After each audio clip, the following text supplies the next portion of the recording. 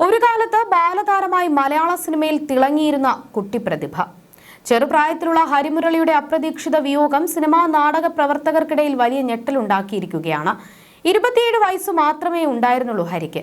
എന്നാൽ ഇപ്പോഴിതാ ഹരിമുരളിയുടെ മരണത്തെക്കുറിച്ചുള്ള കൂടുതൽ വിവരങ്ങൾ പുറത്തുവരികയാണ്.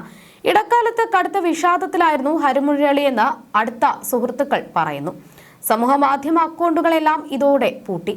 പക്ഷേ കലാകാരന്റെ മനസ്സും ജീവിതവും മനസ്സിലാക്കാൻ കഴിയുന്ന ഒരു കുടുംബം എന്നും ഹരിയെ ചേർത്ത് പിടിച്ചിരുന്നുവെന്നും സുഹൃത്തുക്കൾ പറഞ്ഞു. നാട് പയ്യന്നൂരാണെങ്കിലും ദീർഘകാലമായി കൊച്ചിയിലാണ് ഹരിമുരളിയും കുടുംബവും. ഏറെ കാലത്തിന് ശേഷം നാട്ടിൽ ഒരു വിവാഹത്തിന് പങ്കെടുക്കാനും മറ്റുമായി എത്തിയതായിരുന്നു. അതിനിടയിലാണ് നടന്റെ അപ്രതീക്ഷിത വേർപാട്.